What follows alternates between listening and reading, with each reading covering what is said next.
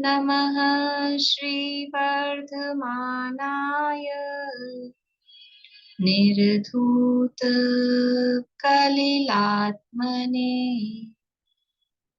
सालोकानां त्रिलोकानां यद्विद्यादर्पणाय ते यद्विद्यादर्पणाय ते सकल पाप फल प्रक्षालक श्रीवर्धमान को करूं नमन लोकालोक प्रकाशित करने जिनकी विद्या है दर्पण जिनकी विद्या है दर्पण।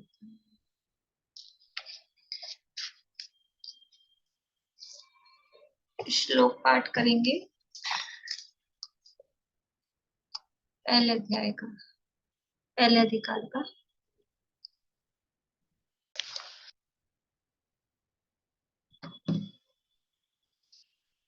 रत्नकरण शावकाचार्य नामक की एक ग्रंथ है, स्वामी समंत भद्राचार्य द्वारा रचित।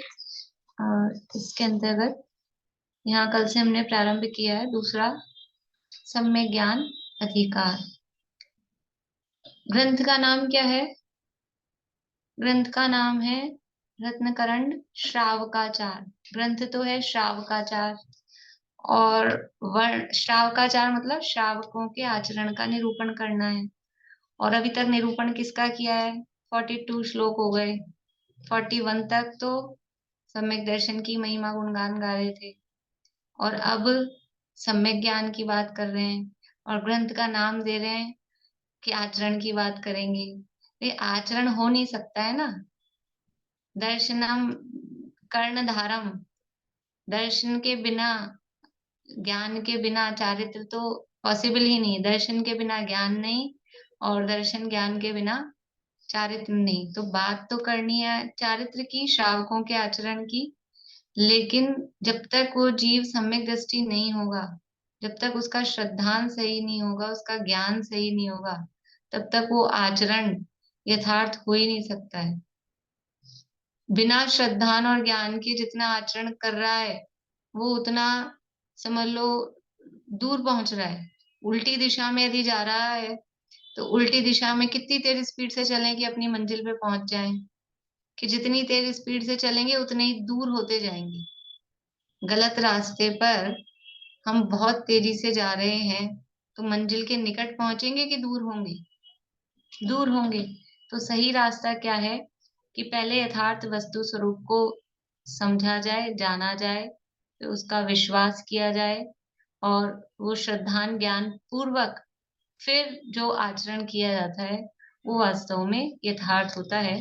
तो आगे वर्णन तो श्रावकाचार का ही करेंगे, देश चरित्र का ही वर्णन करेंगे, पर उससे पहले यहाँ सम्यक दर्शन और सम्यक ज्ञान की चर्चा कर रहे हैं।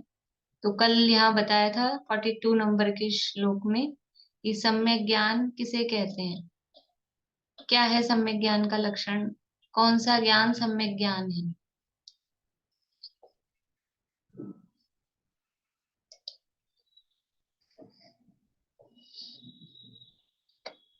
सम्यक ज्ञान जो वस्तु स्वरूप को परिपूर्ण जानता है, कम नहीं जानता है, अधिक नहीं जानता है, उस विपरीतता सहित नहीं, विपरीतता रहित जानता है, और संशय रहित जानता। बढ़िया।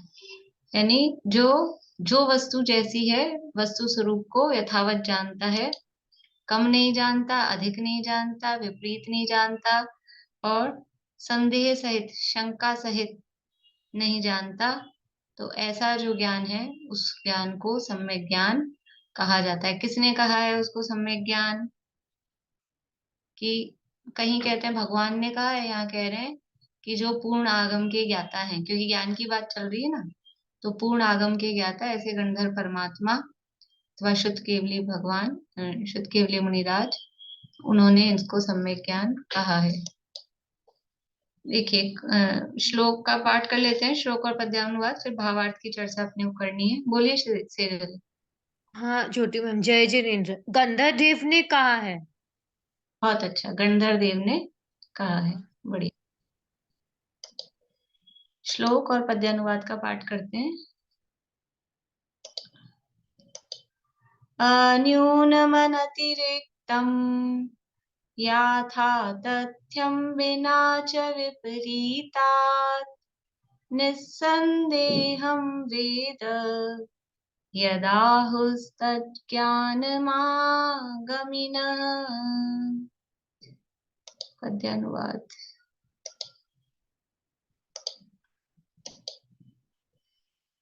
कम या अधिक और विपरीत न माने, ज्यों का त्यों हो ज्ञान। संशय बिन पदार्थ जो जाने, ज्ञानी कहते सम्यक ज्ञान। न कम जाने, न अधिक जाने, न विपरीत जाने, तो फिर कैसा जाने कि ज्यों का त्यों, और उसमें कोई संशय नहीं हो। ज्यों का त्यों तो जाने। कभी कभी ऐसा होता है हम सही जानते हैं, सही जानते हैं, फिर भी संशय होता है। आप लोग वो देखते होंगे कभी कभार, हमेशा भी वो आता है केबीसी, कौन बनेगा करोड़पति। तो उसमें क्या होता है, मतलब मैं नहीं देखती हूँ, पर कभी कभार देखा है।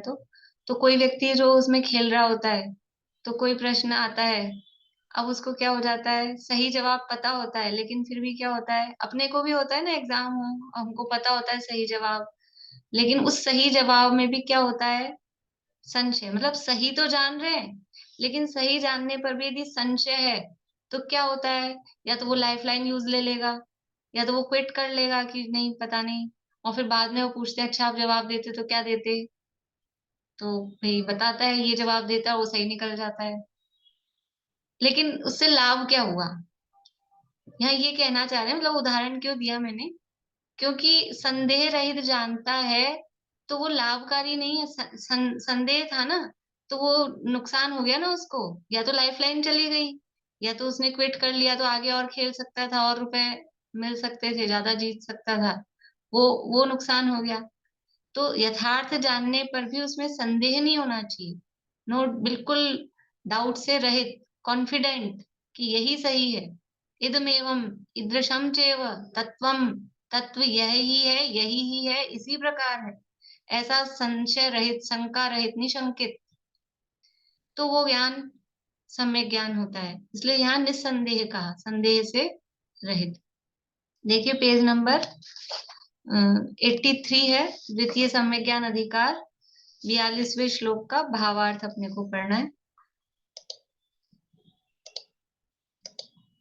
यहाँ भगवान गंधर देव ने सम्यक ज्ञान का स्वरूप बताया है। जो ज्ञान वस्तु के स्वरूप को न्यून जानता है वह मिथ्या ज्ञान है। वस्तु के स्वरूप को न्यून मतलब कम जानता है। जितना वस्तु का स्वरूप है, वस्तु में गुण तो है अनंत, और हम माने कि चार ही हैं, ज्ञान दर्शन सुख वीर्य, ये चार ही गुण है। या पुद्गल के माने तो स्पर्श रस गंध वर्ण, यही तो गुण है, चार ही तो है, और कहाँ है गुण। तो ये कम जान रहा है। तो जो ज्ञान वस्तु के स्वरूप को न्यून जानता है वह मिथ्या ज्ञान है। जैसे आत्मा का स्वभाव तो अनंत ज्ञान, शायिक ज्ञान स्वरूप है, किंतु कोई ज्ञान आत्मा को इंद्रिय जनित मति ज्ञान मात्र ही जानता है, तो वह ज्ञान न्यून स्वरूप जानने से मिथ्या ज्ञान कहलाया। यानी आत्मा का स्वरूप क्या है, आत्मा का ज्ञान का स्वरूप क्या है, ज्ञान, आत्मा में ज्ञान गुण है ऐसा तो मान लिया हमने, लेकिन कितना ज्ञान है कि जितना हम जानते हैं। कुछ लोग ऐसा जहां मानते हैं कि केवल वर्तमान वर्तमान को जानता है। हम भी वर्तमान में अभी अभी अल्प ज्ञानी होने पर भी हम एक काल की जानते हैं, दो काल की जानते हैं, कि तीन काल की जानते हैं। अभी वर्तमान में, अभी जिस अवस्था में हम हैं मनुष्य दशा में, एक काल की जानते हैं, दो काल की जानते हैं, कि तीन काल की जानते हैं। अरे अपनी बतानी है, इसमें भी क्या सोच रहे हैं, मतलब भैया आप कितना कितना जानते हो, सबको अपना अपना बता दीजिए। कोई एक काल की जानता है, कोई दो काल की जानते हैं, कुछ लोग बता ही नहीं पा रहे हैं, जानते ही नहीं है। अरे क्या चक्कर है,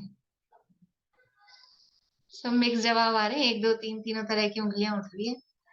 अरे आज कौन सा वार है, मंगलवार, कल कौन सा वार था? सोमवार, ये जानते हो कि नहीं? तो 2 काल तो जान लिया, और कल कौन सा वार आएगा? बुधवार। 3 काल की जानी कि नहीं जानी? 3 काल की जानी कि नहीं जानी? पूरा जानते हैं? कब हमने पूछा था? हमने तो ये पूछा था, अब 1 काल की जान रहे हो, 2 काल की जान रहे हो कि 3 काल की जान रहे हो? इतना तो जान रहे हैं ना? इतना इतना सा तो पता है, कल 27 तारीख थी, आज 28 तारीख है, कल 29 तारीख होगी। ये तो कंफर्म है ना, इसमें कोई संदेह है? ये कल बुधवार होगा, इसमें कोई शंका है? क्या पता शुक्रवार आ जाए कल अचानक से, कि आज पड़वा है तो कल दूज की जगह पंचमी हो जाए, कल पूर्णिमा थी तो कहीं बदल जाए, अब जो कल गुजर गया वो बदल जाए, कहीं कल पूर्णिमा की जगह चौदस हो जाए, भूतकाल में बदल के, ऐसा कुछ हो सकता है? पता ही है, इतना इतना 3 काल तो हम ही जानते हैं। तो कोई अब जिन्होंने 1 उंगली और 2 उंगली दिखाई, उनका ज्ञान कौन सा हो गया? न्यून ज्ञान हो गया। 3 काल के जानने पर भी वो कैसा मान रहे हैं, कैसा जान रहे हैं कि हम तो एक ही काल की जानते हैं। तो ये ज्ञान सम्यक ज्ञान नहीं हुआ, ये न्यूनता सहित जानना हुआ। ठीक है, उदाहरण है, तो वस्तु का स्वरूप जैसा है, जैसा वस्तु का स्वरूप है, पूरा वस्तु का वैसा स्वरूप, यानी प्रत्येक वस्तु अनंत गुण धर्म सहित है। अनंत गुण धर्म स्वभाव शक्तियां हर वस्तु में है, हर अणु अणु में, परमाणु परमाणु में, सब में अनंत गुण है। लेकिन उसमें कोई 1 2 ही गुण मानना, एकाध प्रमुखता हो सकती है, प्रमुखता की बात अलग है, लेकिन उसमें 1 ही गुण मानना, 2 ही गुण मानना, 4 6 ही गुण मानना, तो ये क्या जाना? ये उसके स्वरूप को न्यून जाना। तो यहाँ कह रहे हैं कि जैसे उदाहरण बता रहे हैं, आत्मा का स्वभाव तो अनंत ज्ञान शायिक ज्ञान स्वरूप है। शायिक ज्ञान या आत्मा का स्वरूप, मूल स्वरूप तो ये है अनंत ज्ञान रूप रहे, केवल ज्ञान, ये स्वभाव है। लेकिन अभी वर्तमान में मति ज्ञान प्रकट है, तो इतना ही आत्मा का माने कि इतना ही है ज्ञान, तो इतना ही होता है, इससे ज्यादा कौन सा ज्ञान होता है? इतना ही है। तो आत्मा को इंद्रिय जनित मति ज्ञान मात्र ही जानता है। और आत्मा का स्वरूप कैसा है कि इंद्रिय और मन की सहायता के बिना प्रत्यक्ष स्पष्ट रूप से जाने, यह आत्मा का स्वरूप है। और फिर भी आत्मा के स्वरूप को कैसा मानना कि ये तो आंख से जानता है, ये तो कान से जानता है, ये तो लाइट हो, ये तो जानता है, ऐसा, ये इतना कम जाना, ये स्वरूप को हमने क्या कहते हैं, श्रिंक कर दिया, सिकोड़ दिया, तो वो ज्ञान हो जाएगा न्यूनता सहित। और अन्यूनम क्या है कि जैसा है, जितना है, वर्तमान में कितना दिख रहा है उसकी बात नहीं है, एक्चुअल में है कितना वर्तमान में। देखो, किसी की जेब में वर्तमान में 100 ही रुपए हों, और आजकल तो जेब में रुपए कौन रखता है, अब तो सब ऐसे ही चलता है मामला। तो वर्तमान में 100 रुपए हैं, तो जिसकी जेब में 100 रुपए हैं, कोई व्यक्ति उसको देख के माने बस ये तो 100पति ही है, इसके बाद तो 100 ही रुपए हैं। और वो आदमी हो अरबपति खरबपति, अरबपति खरबपति की जेब में 100 ही रुपए हो सकते हैं कि नहीं हो सकते हैं? कोई क्रेडिट कार्ड भी नहीं हो, कुछ भी नहीं हो, कोई ये भी सब, कोई भी सिस्टम नहीं हो, मोबाइल भी नहीं हो कि फोन से कर देगा या कुछ भी। अभी कहीं निकला है, मान लो नीचे उतरा है, अपने घर से बाहर निकला है, 100 ही रुपए हैं जेब में, तो क्या वो 100पति ही है कि वो अरब खरबपति है? तो ये अगर उसको 100पति मान रहे हैं तो ये न्यून जान रहे हैं, एक्चुअल में वो कैसा है? तो ऐसे ही वर्तमान में हम अनंत पति हैं, अनंत ज्ञान, केवल ज्ञान स्वभाव है। लेकिन अभी जेब में ये मति ज्ञान के 100 रुपए हैं, इंद्रिय मन की सहायता के से जानने वाले, तो उतना ही अपने आप को मानना, अन्य जीवों को भी उतना ही मानना, दूसरे को देख कर कि इसको तो इतना ही ज्ञान है, ये तो इतना ही जानता है, इसको तो ज्ञान ही नहीं है, तो इसको कुछ आता ही नहीं है, दूसरों को देख के ऐसा मानते हैं, खुद को ऐसा मानते हैं। तो ये क्या है? ये न्यून जान रहे हैं। प्रत्येक जीव केवल ज्ञान स्वभावी है, और पर्याय में हर जीव के प्रकट होने ही वाला है। हम सब जितने भी है ना, अभी कोई सही शुद्ध बोल पा रहा है, कोई अशुद्ध बोल पा रहा है, कोई चाह कर भी नहीं बोल पाता है, कोई याद कर पाता है, किसी के 30 ही नंबर आए, किसी के 75 नंबर आ गए, सबको केवल ज्ञान होने वाला है, सब एक समान हो जाएंगे। अभी दिख रहे हैं ये थोड़े बहुत फ्लक्चुएशन, सबके 1 से नंबर आने वाले हैं। 9वें गुण स्थान में पहुंचेंगे अनिवृत्तिकरण में, और सबकी विशुद्धि सब एक सी हो जाने वाली है। और प्रथमोपशम सम्यक के लिए अनिवृत्तिकरण होगा, उसमें सबकी विशुद्धि एक सी हो जाने वाली है। और सिद्ध दशा हो जाएगी तब फिर किसी को कम ज्ञान, किसी को ज्यादा ज्ञान, सबका ज्ञान एक सा हो जाएगा। तो जो ऐसा वस्तु का स्वरूप जानता है वो सम्यक ज्ञान है, और जो कम जानता है वो न्यून जान रहा है, वो सम्यक ज्ञान नहीं है। तो वह ज्ञान न्यून स्वरूप जानने से मिथ्या ज्ञान कहलाया। आगे, जो ज्ञान वस्तु के स्वरूप को अधिक जानता है वह ज्ञान भी मिथ्या ज्ञान है। अधिक जानने में तो अच्छी बात है ना, ज्यादा जान रहे हैं। ज्यादा जानना मिथ्या ज्ञान कैसे हो सकता है? ज्यादा ज्ञान भी वो ओवर जान रहे हैं, एक्स्ट्रा जान रहे हैं, जो है ही नहीं। एक्स्ट्रा मतलब जो है ही नहीं, जो उसके स्वरूप में ही नहीं है फिर भी जान रहे हैं, तो फिर तो गलत है ना, जो है ही नहीं। जैसे आत्मा का स्वभाव तो ज्ञान, दर्शन, सुख, सत्ता, अमूर्तिक है, उसे ज्ञान, दर्शन, सुख, सत्ता, अमूर्तिक भी जानना तथा पुद्गल के गुण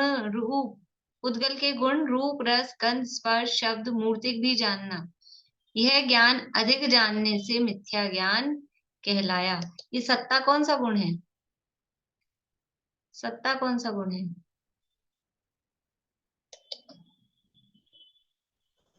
अस्तित्व, सत्ता। अस्तित्व गुण। सत्ता यानी अस्तित्व गुण। अस्तित्व को सत्ता कहते हैं। तो सत्ता शब्द से ऐसा कंफ्यूज नहीं होना है कौन सा गुण आ गया। अस्तित्व गुण है 6 सामान्य गुणों में। तो आत्मा का स्वभाव तो कैसा है? ज्ञान, दर्शन, सुख, सत्ता, अमूर्तिक, ये आत्मा का स्वभाव है। तो ये तो हम मान ही रहे हैं, आत्मा ज्ञान वाला है, दर्शन वाला है, सुख स्वभावी है, अमूर्तिक है। लेकिन साथ में हम ये भी मान रहे हैं कि उसमें स्पर्श भी होता है, रस भी होता है, गंध भी होता है, मूर्तिक भी होता है। तो क्या दिक्कत है? दोनों मान लें। जैसे हम ऐसा करते हैं कि हम इधर तो आते ही हैं अपने दिगंबर जैन मंदिर में, जिनेंद्र भगवान के मंदिर में, यहाँ तो हम आते ही हैं। और अगल बगल में आसपास में जो भी दूसरे भी होते हैं वहां पर भी हम, क्या दिक्कत है? इनको तो मान ही रहे हैं ना, इनको तो मान ही रहे हैं, पंचपरमेश्वर अनंत भगवान देव सच्चे देव शाह गुरु को, और फिर साथ में उनको भी मान लें। जैसे हम ऐसा करते हैं। और भी क्या करते हैं, कोई बीमारी हो जाए, जुकाम खांसी भी हो जाती है ना, डॉक्टर की भी दवाई ले आएंगे, एलोपैथी तो ले आएंगे, फिर घरेलू काढ़ा वाड़ा उकाली वो भी करते रहेंगे, क्या दिक्कत है? और फिर कोई कहे कि वैद्य जी हैं तो उनकी भी ले आएंगे, कोई होम्योपैथिक वाला हो।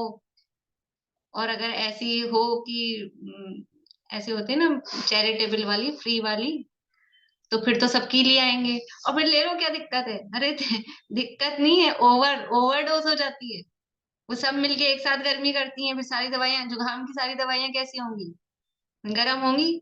फिर घर की भी हम गर्म, घर का जो उपचार करेंगे वो भी गर्म, और दवाइयां भी गर्म, और फिर साइड इफेक्ट होते हैं, फिर परेशान होते हैं।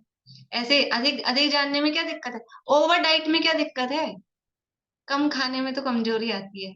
ज्यादा खा लो, खूब ज्यादा खा लो, क्या होगा? नुकसान है। जितना है उतना जानना। तो वस्तु का स्वरूप जैसा है, यानी सच्चे देव को ही मानना, मिथ्या देव को नहीं मानना। ओवर ओवर श्रद्धा नहीं करना, एक्स्ट्रा श्रद्धा नहीं करना, ऐसे ही एक्स्ट्रा ज्ञान नहीं करना। वस्तु का जैसा जो स्वरूप है, जितना है उसको उतना ही मानना। यदि जीव को अमूर्तिक भी माना और मूर्तिक भी माना, तो ऐसा कैसे हो सकता है? दो विपरीत गुण एक ही वस्तु में कैसे हो सकते हैं? किसी अपेक्षा से कहा, व्यवहार से कहा, वो एक बात अलग है, लेकिन उसका स्वभाव ही मान लिया कि मूर्तिक भी स्वभाव है, अमूर्तिक भी स्वभाव है, ऐसा कैसे हो सकता है? और जो ज्ञान स्वभावी है वो स्पर्श रस गंध वर्ण स्वभावी कैसे हो सकता है? तो अधिक नहीं जानना। तो जो ज्ञान वस्तु के स्वरूप को अधिक जानता है वह ज्ञान भी मिथ्या ज्ञान है। जैसे आत्मा का स्वभाव तो ज्ञान, दर्शन, सुख, सत्ता, अमूर्तिक है, उसे ज्ञान, दर्शन, सुख, सत्ता, अमूर्तिक भी जानना तथा पुद्गल के गुण रूप रस गंध स्पर्श शब्द मूर्तिक भी जानना, यह ज्ञान अधिक जानने से मिथ्या ज्ञान कहलाया। अभी नीचे खुद ही उदाहरण दे रहे हैं, इसलिए मैं बोल रही हूँ, आगे अपन पढ़ेंगे। बहुत ही अच्छा उदाहरण है, भी समझ में आएगा। सीप को सफेद तथा चमकता हुआ देखकर उसे चांदी जानना, वह विपरीत ज्ञान होने से मिथ्या ज्ञान है। देखो, कम में और अधिक में विपरीतता नहीं थी। कम जान रहे थे ना, वो भी उसका स्वरूप था, लेकिन पूरा नहीं जान रहे थे, थोड़ा जान रहे थे। अधिक जान रहे थे तो उसमें भी उसका तो स्वरूप जान ही रहे थे, थोड़ा और एक्स्ट्रा ऐड किया था। लेकिन विपरीत में तो क्या है कि उल्टा ही जान लिया, कि स्वरूप क्या था और मान कुछ और ही लिया। तो जैसे है तो सीप, सीप समझते हैं? सीप होते हैं, समुद्र की रेत में मिलते हैं, कुछ सफेद चमकदार से होता है थोड़ा, जानते ही होंगे बचपन, आजकल के बच्चे भले ही ना जानते हो पता नहीं, अपन लोग तो सब जानते ही हैं। तो बजरी में भी निकलती थी और समुद्र की रेत में भी, वो सीप होता है। तो वो चमकता है तो चांदी जैसा भ्रम उसमें होता है। तो ये सीप है और उसको हमने मान क्या लिया, चांदी। अभी आर्टिफिशियल नकली कोई ज्वेलरी हो और उसको बेंटेक्स की हो और उसको क्या मान लिया, सोने की है। तो ये विपरीत ज्ञान है। सीप में पहले उस समय जब आचार्यों ने लिखे तब वो बेंटेक्स नहीं चलती थी, सीप सीप दिखती थी, इसलिए सीप में चांदी का भ्रम उन्होंने ऐसा लिखा। तो सीप में सीप है कि चांदी, तो उसको चांदी ही मान लिया, उल्टा ही मान लिया।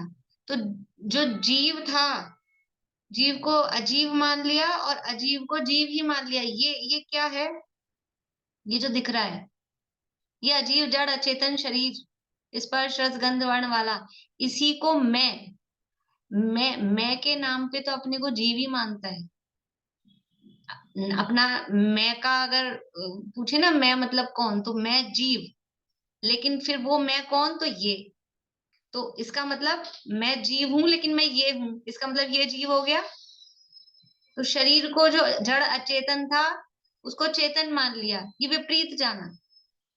तो विपरीत ज्ञान तो बिल्कुल ही और भी मतलब खोटा है, विपरीत जान लिया। तो सीप को सफेद चमकता हुआ देखकर उसे चांदी जानना वह विपरीत ज्ञान होने से मिथ्या ज्ञान है। जैसे कि हलवा बना रहे थे और दो सफेद सफेद चीजों के डब्बे पास पास में रखे थे, तो हमको जो एक सफेद डालना था कुछ उसमें, उसकी जगह दूसरा सफेद डाल दिया। समझ गए ना आप लोग? चीनी की जगह, पिसी हुई चीनी रखी थी, उसकी जगह हमने क्या डाल दिया, नमक डाल दिया। तो क्या दिक्कत है, दोनों सफेद ही तो होते हैं, और सफेद डालना था अपने को, कि ये वो सारा क्या होगा आपका, जितना घी लगाया उसमें सब बर्बाद हो जाने वाला है। जितनी चीनी डलती है उतना ही नमक डाल दिया जाए, एक चम्मच भी डाल देंगे तो ही सारा स्वाद बिगड़ जाएगा। तो जितनी चीनी डलती है उतना नमक डाल दिया तो क्या होगा। ये विपरीत ज्ञान से सारा ही, ये जितना संसार खड़ा है, ये क्यों खड़ा है, ये विपरीत ज्ञान है ना। भूल जिसे कह रहे हैं हम, सात तत्व संबंधी भूल, वो विपरीत ज्ञान है।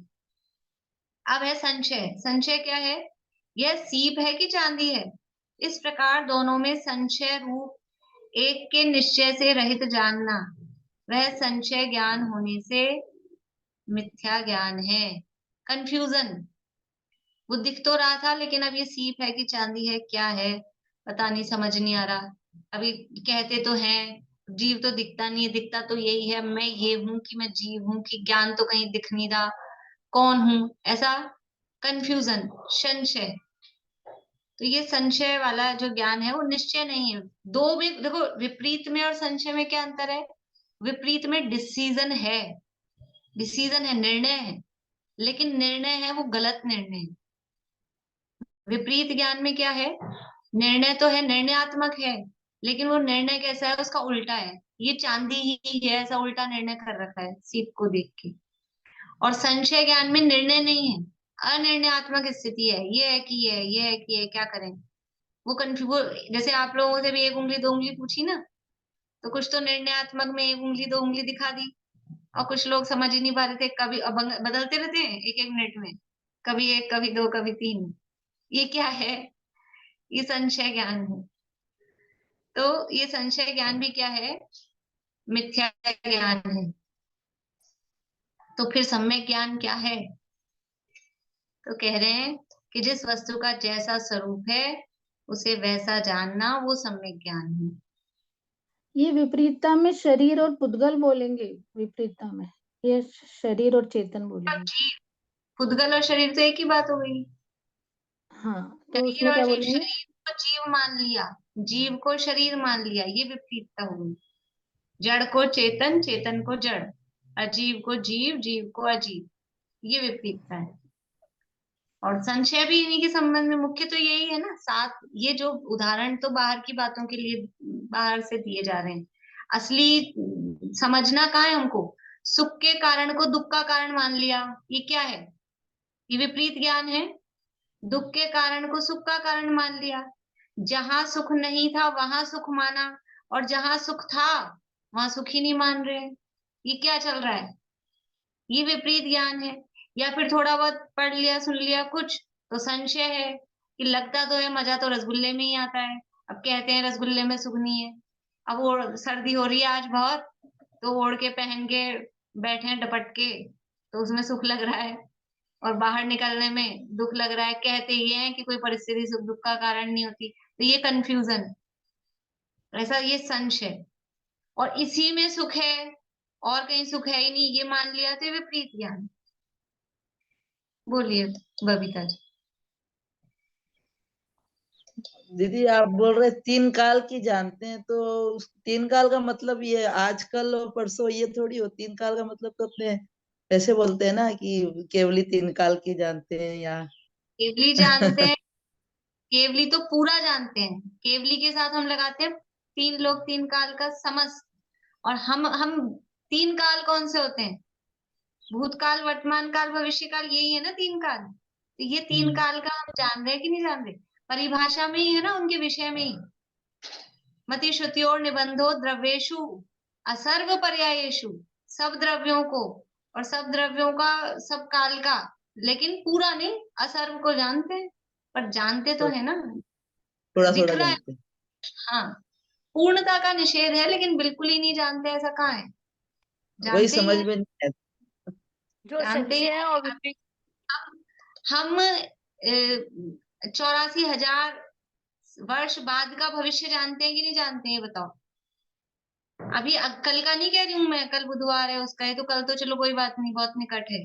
84,000 वर्ष बाद वो राजा क्षणिक का जीव, अब 84 में से 2,500-3,000 कम कर दो, 81-82,000 कह दो। वो राजा क्षणिक का जीव पहले नरक से निकल के पहला तीर्थंकर बनेगा, ये हम जानते हैं कि नहीं जानते, बताओ। जानते हैं कि नहीं जानते? तो जान रहे हैं ना हम। तो इतना भविष्य जान रहे हैं, आप बोल रहे हो थोड़ा जानते हैं, इतना तो जानते हैं। अपने ज्ञान को ही नहीं पहचानते हम। बोलिए वर्षा भाभी। ये संशय है और विपरीतता है, दोनों ही चीजें सम्यक से बिल्कुल भिन्न हो गई। मतलब संशय में भी कोई अच्छी बात तो नहीं है। हाँ, तो वही तो कह रहे हैं, वो मिथ्या ज्ञान है, वो सम्यक ज्ञान नहीं है। यही कह रहे हैं, संशय नहीं होना चाहिए, इसीलिए संशय है तो सम्यक ज्ञान नहीं है, विपरीतता है नहीं तो भी तो सम्यक ज्ञान नहीं है। संशय का निवारण कैसे मतलब हो सकता है? मतलब ये ज्ञान से ही होगा। ज्ञान से ही होगा। ज्ञान करो और स्वाध्याय करो, उसी से होगा। और फिर विचार करो, विचार करो, गुरुओं का सानिध्य करो, उसके लिए उद्यम करना पड़ेगा। संशय है, पर संशय वाला थोड़ा झूल रहा है ना अभी, तो उसको चांस है सही निर्णय के भी। अभी तो कंफ्यूजन में है, तो सही निर्णय में भी जा सकता है, गलत में भी जा सकता है। और जिसने विपरीत निर्णय कर रखा है, तो एक बार तो उसने विपरीत कर ही लिया, तो एक बार तो फाइल क्लोज ही है, लेकिन फिर भी उसने प्रयास किया है, तो वो फिर से कभी प्रयास कर सकता है। और जो तीसरा होता है अनध्यवसाय वाला, वो यहाँ शब्द दिया नहीं है, लेकिन तीसरा जो कल अपन ने बात की थी ना, संशय विपर्य अनध्यवसाय, अनध्यवसाय वाला तो कोई प्रयास ही नहीं कर रहा, उसको मतलब ही नहीं है कुछ भी हो, वो आलसी जैसा है, वो खतरनाक है। उद्यमशील तो हो, पुरुषार्थ तो करे, कुछ जानने के लिए प्रयास तो करे, प्रयत्न तो करे। अभी कोई बात नहीं, एक बार गलत ही सही, जैसे कहते हैं ना, आप लोगों को भी बोलो, आप जवाब दो, गलत सही।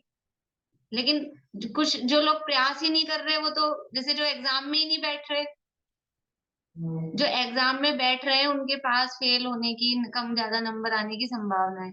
लेकिन जिस जो एग्जाम में ही नहीं बैठ रहा, वो तो कभी भी पास नहीं हो सकता। पास तो एग्जाम के थ्रू होके ही होगा ना, अगली क्लास में तो तभी जाएगा ना जब एग्जाम देगा। तो अनध्यवसाय वाला तो ऐसा है कि वो तो कुछ ज्ञान करने के लिए उद्यमशील ही नहीं, तो वो तो और भी समझ लो खतरनाक है। खतरनाक मतलब वो मोक्ष मार्ग में बिल्कुल ही ठप है।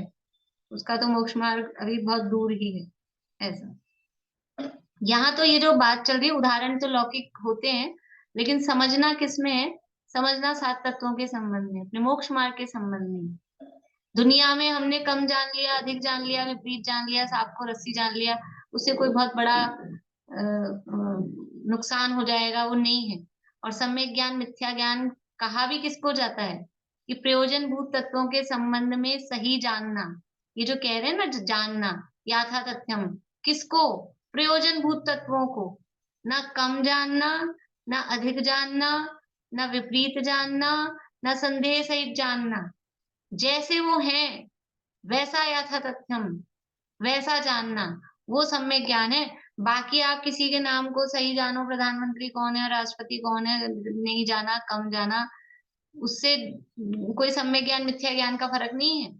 यहाँ तो मोक्ष मार्ग की बात चल रही है, ये मोक्ष मार्ग के सम्यक ज्ञान की बात चल रही है। तो प्रयोजन भूत तत्वों के संबंध में कम अधिक विपरीत ऐसा अगर जान रहे हैं तो वो मिथ्या ज्ञान है, और प्रयोजन भूत तत्वों के संबंध में यथार्थ जानना वो सम्यक ज्ञान है। देखिए आगे, जिस वस्तु का जैसा स्वरूप है उसे वैसा जानना वो सम्यक ज्ञान है। जैसे अभी उदाहरण दे रहे हैं, देखिए गणित का। जैसे 16 में 5 का गुणा करने से 80 होते हैं।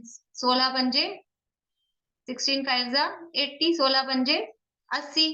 अब उस 80 को 78 जाने 78 कि 16 मल्टीप्लाइड बाय 5 तो इज इक्वल टू 78। ये अगर किया तो क्या हुआ? कम जाना। 80 आंसर था, उसको 78 जाना, तो न्यून जाना।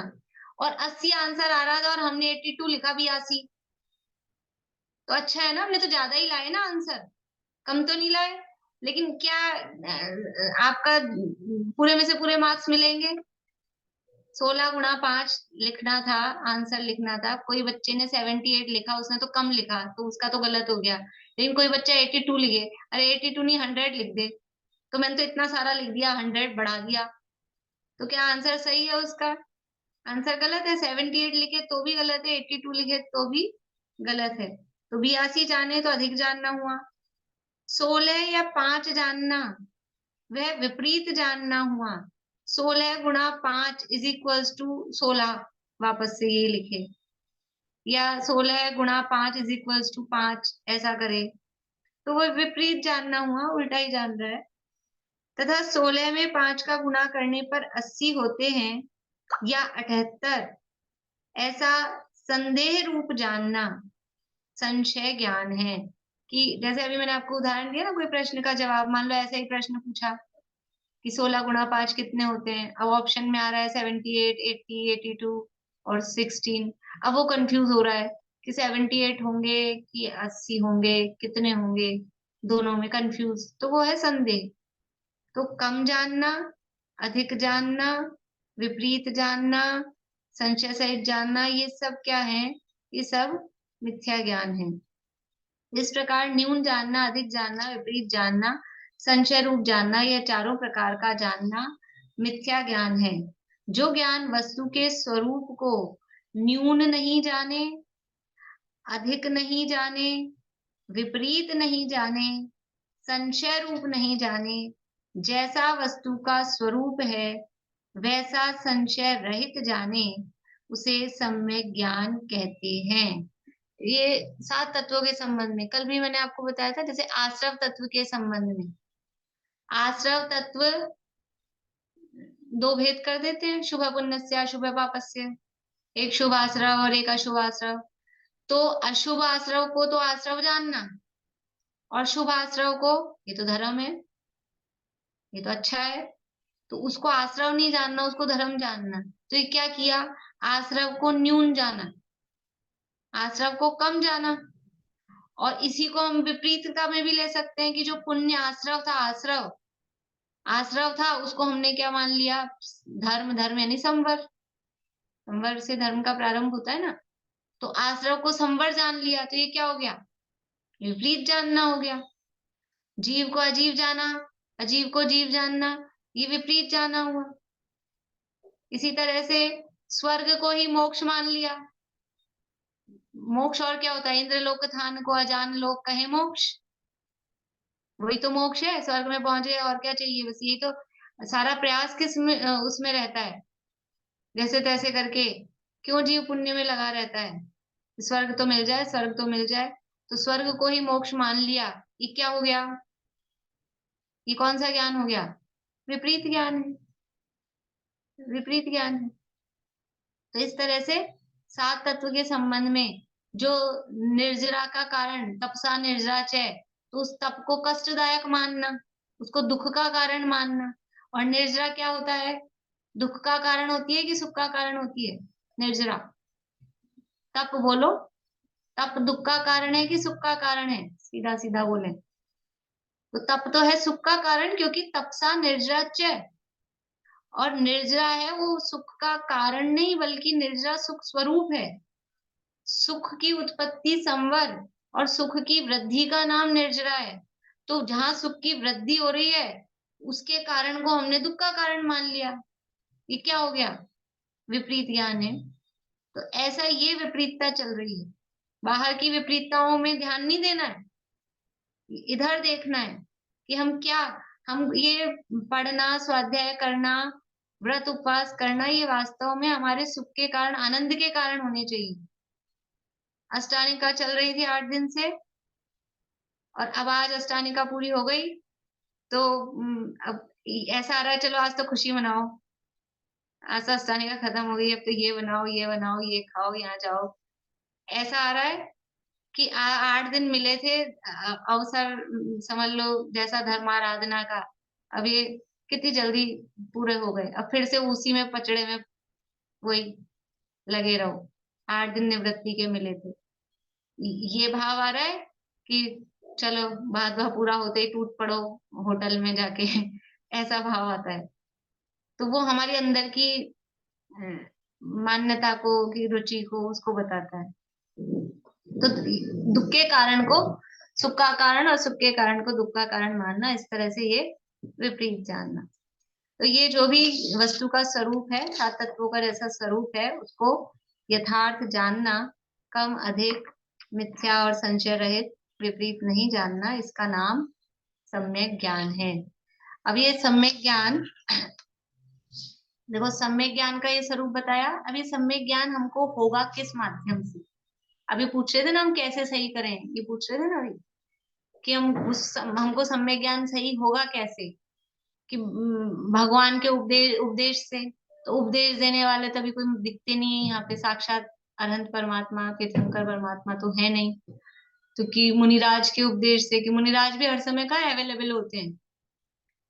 मुनिराज भी कोई है, मुनिराज है, ठीक है, गुरु है, लेकिन हर समय अवेलेबल तो नहीं है कि नहीं हमारे तो पास में ही संग आया हुआ है, तो आप जब जाओगे तो बैठे उपदेश देने के लिए, उनका मन होगा। यदि रागांश का उदय हो, करुणा बुद्धि हो, तो धर्म के लोभी अन्य जीवों को धर्मोपदेश देते। वो अपने ध्यान में बैठे हैं, आप जाके बैठो। बहुत सारी कहानियां इस तरह की आती है शास्त्रों में कि मुनराज ध्यान में बैठे थे, भव्य जीवा के बाहर बैठे, फिर जब उनकी आंख खुली तो उन्होंने देखा कोई बैठे हैं तो उपदेश दे दिया, और नहीं तो मौन ही रहते हैं। जब वो विष्णु कुमार वाली कहानी है ना, रक्षाबंधन वाली, तो जब वो राजा के साथ मंत्री लोग और सब गए, तो आचार्य ने आदेश दे दिया था सबको मौन रहना है, ध्यान में रहना है। तो वो सारे आए, चर्चा करने के लिए आए थे, वो तो तर्क वितर्क करने, और वो बैठे ही नहीं, बोले ही नहीं, मुंह ही नहीं खोला उन्होंने। तो कोई जरूरी थोड़ी ना हर समय मुनिराज उपदेश देते फिरेंगे अपने को, उपदेश देने के लिए मुनि थोड़े ना बने। वो तो ज्ञान ध्यान तपो रक्त, उसमें लीन रहने के लिए मुनि बने, उसी में लीन रहते हैं। तो वो हर समय हमको अवेलेबल नहीं है, इतनी इजी अप्रोच नहीं है उनकी। तो फिर क्या करें कि ये जो शास्त्र है, इस दुष्म भीषण काल में जिन देव का जब हो विरह, तब मात सम उपकार करते शास्त्र ही आधार है। ये जिनवाणी माता है ना, ये माता, यही हमको आधार है। कब है? कि कभी भी, कौन, अभी अभी पढ़ना है दिन में 1:30 बजे, 1:30 बजे अवेलेबल है, रात को 1:30 बजे, रात को 1:30 बजे महाराज के पास जाए उपदेश दे दो कि रात को 1:30 बजे हमारे को नींद नहीं आ रही है और हम उठ के खोल के बैठ के जिनवानी पढ़ रहे हैं, तो पढ़ सकते हैं। तो तो ये जिनवाणी ही वास्तव में हमारे लिए वर्तमान में सम्यक ज्ञान के लिए मूलभूत आधार है, ये हमको अवेलेबल है। तो वो जिनवाणी है, ये जिनवाणी 4 अनुयोग रूप है। जिनवाणी की जो कथन पद्धति है, कथन की शैली है, उसको अनुयोग कहते हैं। तो ये जिनवाणी 4 भागों में बांटी गई है कथन की पद्धति के आधार पे, कि किस तरह से उसमें वर्णन किया गया है, उसकी कहने की स्टाइल क्या है। सबकी अपनी अपनी स्टाइल होती है बोलने की, तो जिनवाणी में अलग अलग प्रकरणों में अलग अलग स्टाइल से बात की गई है, तो वो उसको 4 अनुयोग कहते हैं। वो यहाँ पर 4 अनुयोगों का वर्णन सम्यक ज्ञान के प्रकरण में, क्योंकि उसके माध्यम से हमको सम्यक ज्ञान होगा, तो वो जिनवाणी का स्वरूप 4 अनुयोगों रूप जो जिनवाणी है, तो 4 अनुयोगों का स्वरूप यहाँ पे 4 श्लोकों में दिया गया है। उसकी चर्चा सबसे पहले प्रथमानुयोग की है, उसकी चर्चा अपन कल करेंगे। और बहुत विस्तार से प्रकरण मोक्षमा प्रकाशक का 8वां अधिकार, पूरा ये 4 अनुयोगों के स्वरूप और दोष कल्पना और किस तरह से उसमें क्या कथन पद्धति है, वो वहां दिया गया है विस्तार से। जिनको देखना हो वो वहां देखें। अपन यहाँ यथासंभव जितनी चर्चा होगी उतनी करेंगे, कल से करेंगे।